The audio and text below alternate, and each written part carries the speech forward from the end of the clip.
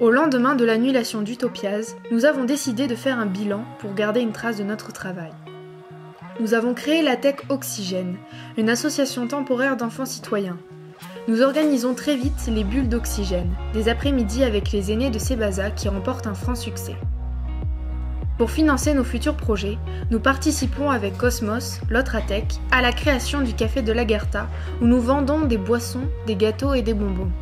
Après le succès du concert au profit de l'UNICEF, nous décidons d'organiser un spectacle en plein air dans le parc Pierre-Mongros. Nous choisissons la balade musicale de Verdé, un spectacle autour de l'écologie. Dans sa fiche technique, Verdé nous invite à contacter des producteurs locaux. Très vite, nous avons commencé à faire des recherches sur internet pour les trouver et nous sommes tombés sur le guide d'Alternativa qui réunit tous les acteurs de la transition écologique. On les a tous contactés par mail ou par téléphone et nous avons eu la chance d'en rencontrer quelques-uns comme Alain Charlat et Patricia Oléon. Utopiase était née. En 2 mois, nous avons trouvé une vingtaine de partenaires et nous avons déposé notre projet sur Widoo, une plateforme nationale qui permet de présenter les projets des jeunes et surtout qui aide à nous poser les bonnes questions. Nous avons commencé par faire une ébauche de programme. On est parti sur l'idée d'un salon avec des exposants, des conférences et des animations pour les familles et le spectacle de Verdé en clôture. On a creusé et fait faire des devis pour préparer un budget. On a créé le visuel de notre affiche grâce à des photos d'abeilles faites par des amis de Monsieur Charlat. On a fait 2 propositions et on a voté pour notre préféré.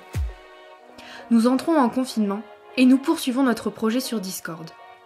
À notre retour, le festival prévu au départ le 26 juin est reporté à l'automne.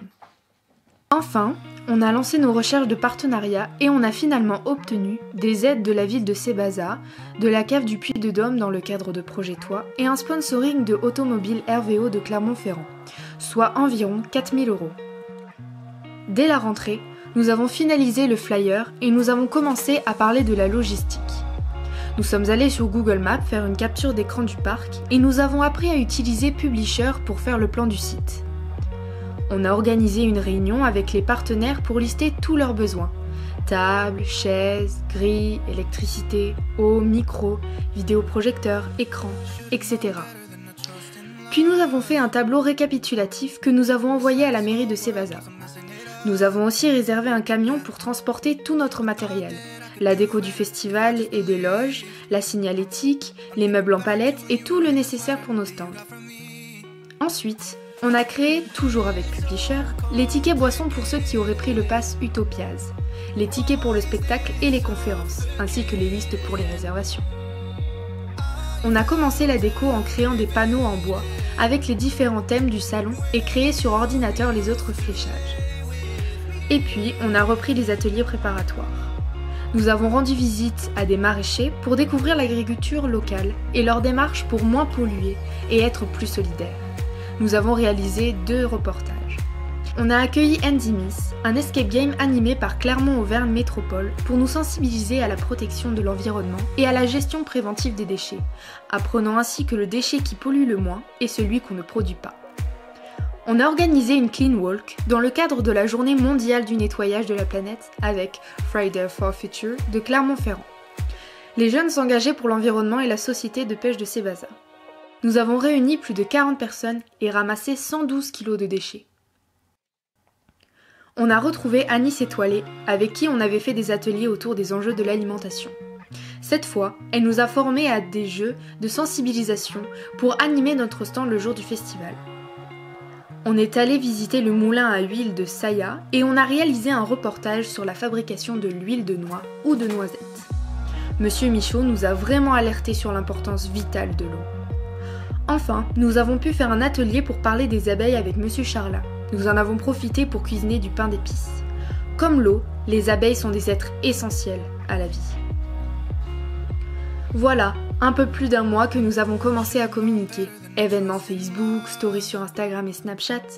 La mairie de Sébaza a annoncé Utopiase dans le magazine municipal et a mis nos affiches dans des grands panneaux. Dernière ligne droite. On commence par adapter toute notre organisation par rapport au protocole sanitaire. Surtout à l'accueil, on avait mis du gel hydroalcoolique pour désinfecter les gens, la monnaie et aussi quand on récupérait l'argent. On avait aussi mis en place un sens de circulation. La buvette, on avait installé un endroit précis où vous auriez pu boire et enlever vos masques avec bien sûr 1 mètre de distance. Sinon, le masque restait obligatoire partout dans le parc. On a créé un carnet de bord pour définir les postes et lister toutes nos missions.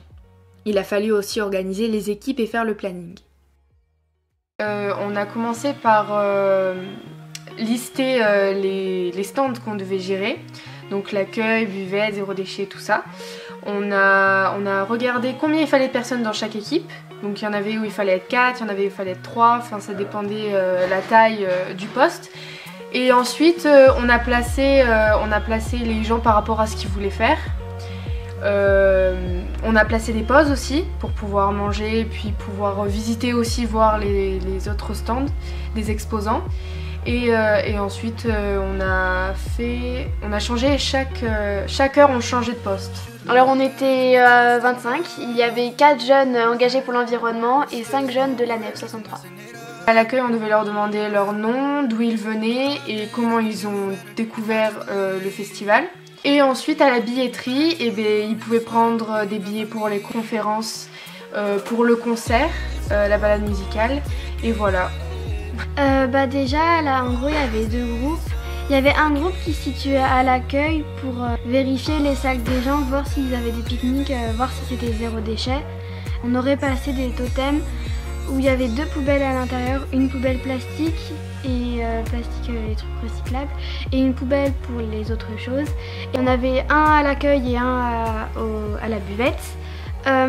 Et l'autre équipe, il devait regarder s'il n'y avait pas des déchets par terre, etc., etc. Bonjour, je m'appelle Théo Loubert, je suis président fondateur des Jeunes Engagés pour l'Environnement, une jeune association sur l'écologie et la protection de la nature. En amont, nous avons organisé à l'Agartha l'atelier bois qui consiste à fabriquer des nichoirs et des canapés en bois. Sur notre stand, nous avons 2 types d'ateliers. D'une part, pour le stand de la JA, expliquer nos actions qui sont menées au sein de l'année. Et pour l'atelier bois, c'est la démonstration d'une fabrication de nichoirs. Sur le 2e atelier, c'est l'expo 3D. Le but était de sensibiliser le public au recyclage et à la gestion préventive des déchets et le tri sélectif. Nous avons créé un quiz pour le public sur des questions de culture générale sur le sujet. Nous avons créé des poubelles à taille réelle à base de déchets recyclés et les gens devaient placer les déchets dans les poubelles correspondantes. Alors premièrement on devait vérifier si les gens avaient bien leur ticket, s'ils n'en avaient pas et qu'ils voulaient assister au spectacle, il y avait la billetterie qui était juste à côté. Notre rôle c'était d'accompagner les gens donc, dans cette balade musicale avec 4 points, les points A, B, C et D. Du point A au point B, c'était nous qui les accompagnions et du point B à C, c'était Verdé, donc la chanteuse, qui les accompagnait en musique. Et ensuite au dernier point, on les positionnait et il y avait le crew du spectacle du coup. Et après on les raccompagnait à la sortie, on vérifiait qu'il n'y avait personne et après on fermait. Voilà, nous étions fin prêts. Et finalement, le verdict est tombé. La préfecture a interdit Utopiase. Évidemment, on a été très déçus.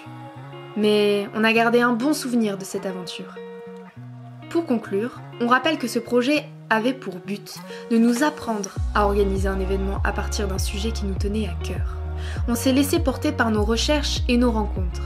La transition écologique est un domaine très vaste. Personne n'est parfait, alors bravo à ceux qui essaient d'aller vers cette démarche et merci à tous ceux qui ont répondu présent à notre invitation et qui nous ont encouragés. À bientôt. It's like this whole world keeps on messing it up. Yeah. I thought that I could do better if I just believed. I'm thinking back to when you were in the sweater that you got from me.